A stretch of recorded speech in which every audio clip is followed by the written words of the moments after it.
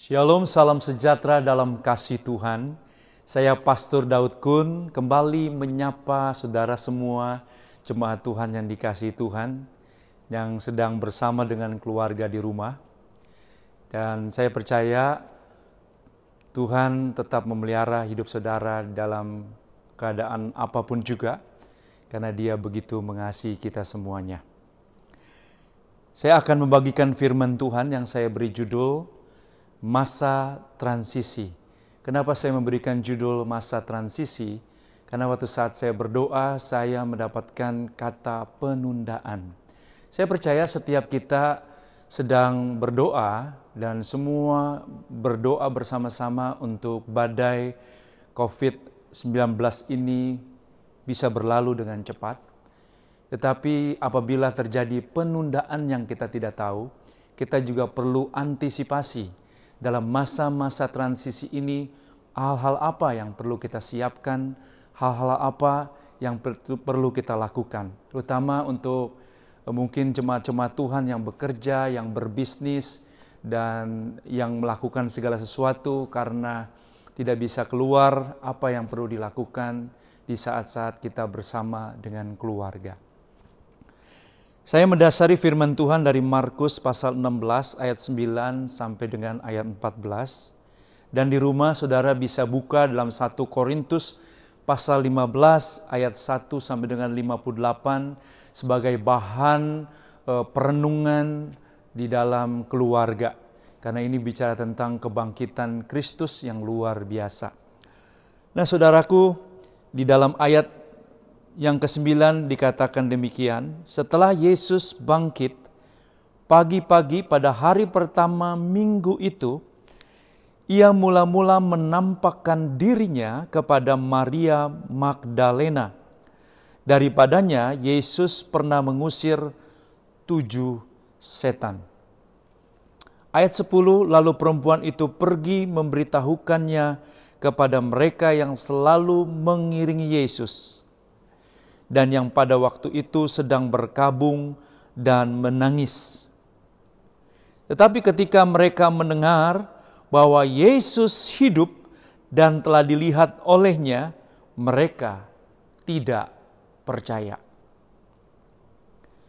Ayat 12, sesudah itu ia menampakkan diri dalam rupa yang lain kepada 2 orang dari mereka, ketika keduanya dalam perjalanan keluar kota. Lalu kembalilah mereka dan memberitahukannya kepada teman-teman yang lain. Tetapi kepada mereka pun teman-teman itu tidak percaya. Akhirnya ia menampakkan diri kepada ke-11 orang itu ketika mereka sedang makan. Dan ia mencela ketidakpercayaan mereka. Oleh karena mereka tidak percaya kepada orang-orang yang telah melihat dia sesudah kebangkitannya. Saudaraku yang dikasihi oleh Tuhan, yang menjadi masalahnya di sini, kalau murid-murid yang bersama-sama dengan Yesus saja dalam masa transisi 3 hari setelah Yesus mati, kemudian dia bangkit pada hari ketiga, mengalami apa yang namanya ketakutan, kekecewaan, perkabungan, kesedihan, dan bahkan mereka ada di antara mereka 2 orang pergi menjauh dari Yerusalem. Itu petanda bahwa kerohanian mereka sedang turun. Dan kita lihat saudaraku, ketika Yesus menjumpai mereka di dalam perjalanan, orang yang pergi ke Emmaus, mereka tidak mengenali siapa Yesus, karena mata mereka sepertinya tertutup dan buta, tidak bisa melihat karena perkabungan, karena kesedihan, karena kekecewaan yang ada di dalam setiap kehidupan mereka. Oleh sebab itu saudaraku, saya percaya masa-masa transisi ini penting untuk kita antisipasi. Karena dalam masa-masa transisi itu saudaraku, bagaimana murid-muridnya saja bisa kecewa, bisa takut, bisa khawatir, bisa sedih, apalagi kita. Nah saudara, ini masa transisi yang akan saya sampaikan bukan hanya 3 hari setelah kematian Yesus dan Yesus bangkit, tetapi masa transisi ini juga terjadi di dalam 40 hari menanti, ketika Yesus selama 40 hari 40 malam, dia datang menampakkan dirinya kepada murid-muridnya dan meneguhkan, menguatkan murid-muridnya yang sedang takut, kecewa, khawatir, bahkan mungkin ada yang putus asa. Karena selama ini mereka menaruh harapan kepada Yesus untuk membebaskan mereka dari jajahan bangsa Roma. Tapi yang mereka lihat adalah Yesus mati di atas kayu salib. Tapi ketika Yesus bangkit, mereka pun tidak percaya, ada yang ragu-ragu. Dan Yesus selama 40 hari, 40 malam meneguhkan mereka, menguatkan mereka dengan berita kerajaan Allah, yaitu di mana Tuhan hadir dan memerintah di dalam hati mereka. Oleh sebab itu, selama masa 40 hari itu adalah masa-masa transisi. Saudaraku yang dikasihi Tuhan, kita sedang ada di rumah bersama dengan keluarga. Ini juga adalah masa-masa transisi di mana kita terus berdoa supaya isu daripada COVID-19 ini bisa stop, berakhir penyebarannya. Sehingga kita bisa melakukan kembali hal-hal aktivitas kita seperti semula. Dan ekonomi daripada bangsa kita boleh dipulihkan kembali. Ekonomi daripada keluarga kita, apa yang kita kerjakan, apa yang kita usahakan, itu bisa kita lakukan kembali. Itu yang kita doakan. Oleh sebab itu saudaraku, yang saya kasihi, ada jedah, ada penundaan, ada masa transisi dari kebangkitan Yesus sampai kenaikannya ke surga. Selama 40 hari yang perlu diantisipasi. Dan juga saudaraku, setelah 40 hari ada juga jedah.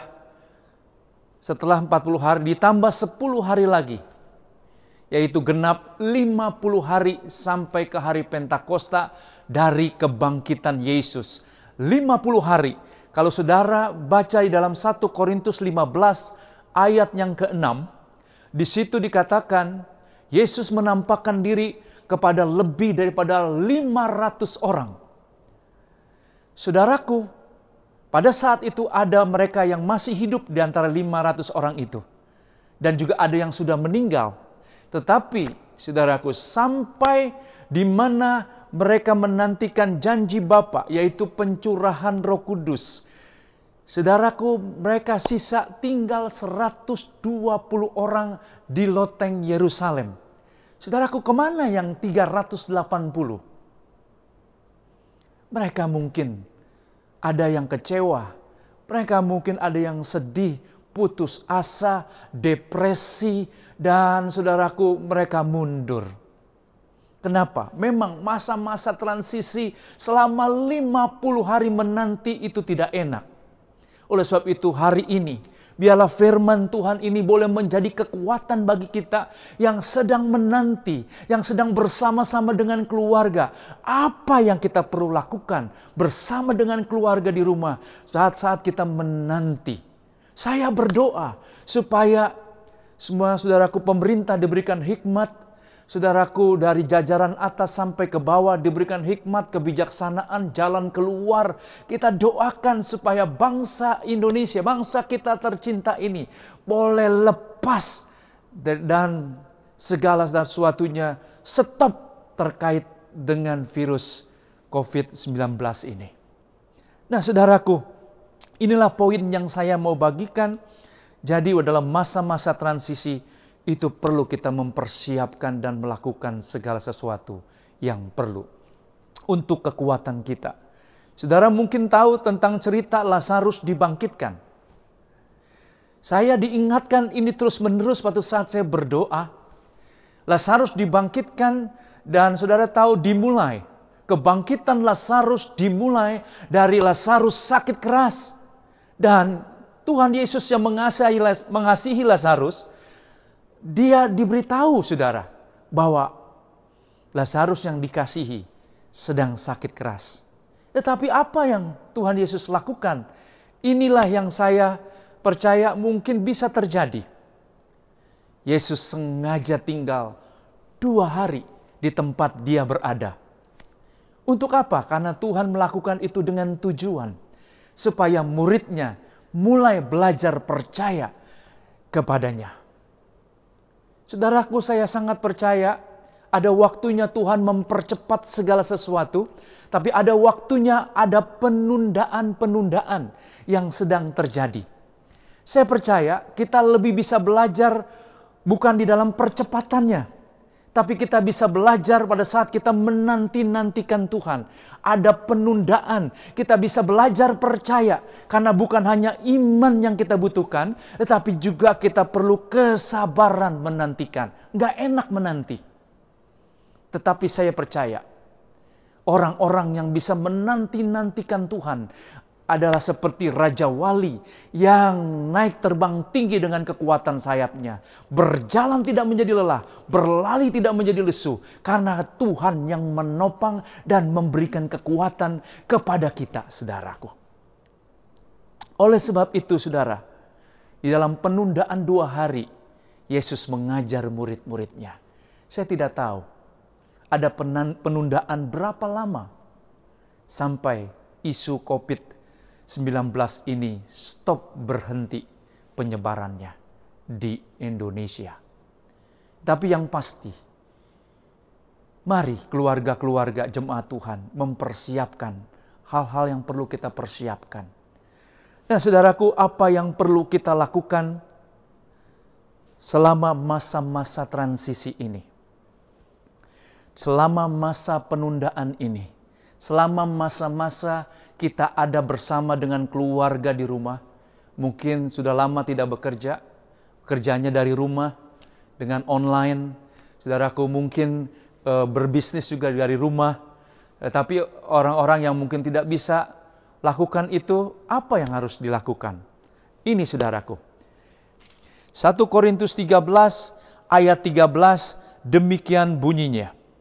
Demikianlah tinggal ketiga hal ini, yaitu iman, pengharapan, dan kasih. Dan yang paling besar di antaranya ialah kasih. Jadi saudaraku, dari ayat ini dikatakan demikian tinggal ketiga hal ini. Artinya apa, saudaraku? Ketika semuanya lenyap, ketika kita tidak punya apapun juga, tapi kalau kita masih memiliki iman di dalam Kristus, pengharapan di dalam Kristus, kasih di dalam Kristus, saya sangat percaya iman, pengharapan, dan kasih kita akan menguatkan setiap kita dan keluarga kita di dalam menghadapi tantangan, masalah, dan saudaraku, hal-hal yang terkait dengan COVID-19 ini. Jadi apa yang kita perlu lakukan selama kita ada di rumah bersama dengan keluarga? Ini yang kita perlu lakukan. Bangun atmosfer iman, bangun atmosfer pengharapan, bangun atmosfer kasih, saudaraku. Karena ketika kita membangun atmosfer iman, maka kesembuhan, kemerdekaan, kelepasan, keberkatan, saudaraku, keajaiban, dan kehidupan, kuasa kehidupan, dan kebangkitan Kristus akan nyata dialami dalam setiap kehidupan kita.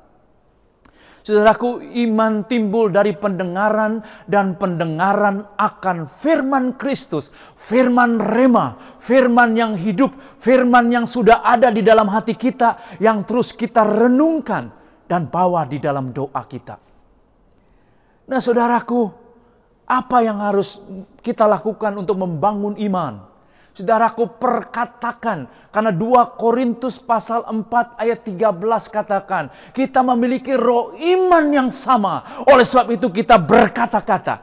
Perkatakan hal-hal yang kita percayai yang selaras dengan firman Tuhan. Itu akan membangun atmosfer iman di mana mujizat-mujizat Tuhan akan terjadi dalam setiap kehidupan kita bersama dengan keluarga. Oleh sebab itu, saudaraku, Kemudian kita bangun atmosfer pengharapan. Bagaimana caranya kita membangun atmosfer pengharapan? Saudaraku, cari di dalam Alkitab janji-janji Tuhan. Pegang itu dengan erat, kemudian percaya itu dan perkatakan setiap hari di mana kita merenungkan, di mana kita sharing, di mana kita berdoa. Perkatakan janji-janji Tuhan, karena janji manusia bisa meleset. Tetapi janji Tuhan tidak pernah berubah dulu, sekarang, sampai selama-lamanya. Nah, saudaraku, apa yang kita lakukan untuk membangun atmosfer kasih? Saudaraku, selama kita ada bersama dengan keluarga, mari kita bangun atmosfer kasih. Saudaraku, hanya kasih Kristus yang dapat mengikat keluarga, yang menyatukan keluarga, dan bahkan menyempurnakan segala perbedaan-perbedaan di antara keluarga. Saya percaya di dalam masa-masa kita menantikan Tuhan, kita perlu bersama-sama dengan keluarga, bersatu bersama dengan keluarga, bersepakat bersama dengan keluarga, menanti-nantikan Tuhan. Dan saudaraku, waktu saat kita lakukan itu, saya percaya, saudaraku, Tuhan akan berbicara kepada setiap kita untuk menuntun langkah demi langkah di dalam setiap kehidupan kita. Bangun, saudaraku, bangun hubungan kita dengan Tuhan setiap hari di dalam hidup kita. Supaya semakin hari kita bisa terus mendengar suaranya, arahannya, tuntunannya, kehendaknya dalam hidup kita. Dan bangun hubungan dengan keluarga. Karena apapun yang terjadi di luar, kalau keluarga kita bersama, bersatu, bersepakat, itu tidak akan menggoncangkan kita.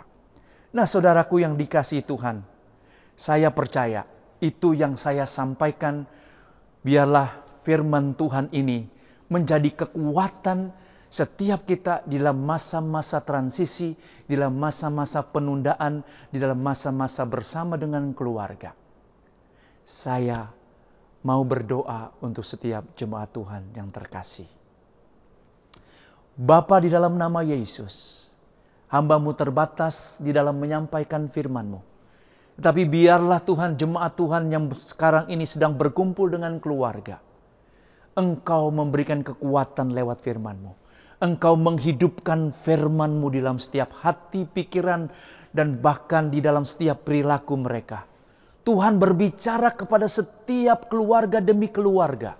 Ketika mereka mencari Tuhan, menanti-nantikan Tuhan, Tuhan memberikan tuntunan, arahan bagi mereka yang bekerja dari rumah, berbisnis dari rumah, mereka mempunyai hubungan di dalam keluarga. Oh Tuhan, kami berdoa supaya Tuhan, kehendak-Mu yang sempurna, perwahyuan daripada firman-Mu dinyatakan dalam setiap kehidupan umat-Mu. Sehingga pada saat ini umat-umat Tuhan yang sedang mengalami jalan buntu, oh Tuhan, umat-umat Tuhan yang saat ini sedang sakit, Tuhan jamah, Tuhan bukakan jalan keluar, kesembuhan, kelepasan, kemerdekaan, dan bahkan berkat-berkat yang terbaik. Tuhan ratakan jalan, bukakan pintu, konekkan mereka dengan sumber-sumber yang mereka butuhkan. Tuhan, kami lepaskan berkat-Mu turun atas setiap kehidupan jemaat-Mu yang sedang bersama dengan keluarga. Biarlah mereka menerima segala berkat Tuhan yang terbaik. Kasih karunia Tuhan yang berlimpah-limpah. Damai sejahtera Tuhan yang berlimpah-limpah. Dan pagar daripada anugerah Tuhan menyertai mereka, memagari mereka. Darah Yesus melindungi mereka. Sehingga mereka ada dalam perlindungan, pemeliharaan, dan penjagaan Tuhan. Di dalam berkat nama Tuhan Yesus kami berdoa dan bersyukur. Haleluya. Amin. Sekali lagi saudaraku, Tuhan Yesus memberkati kita semua. Shalom. Selamat Paskah saya ucapkan kepada seluruh jemaat Tuhan.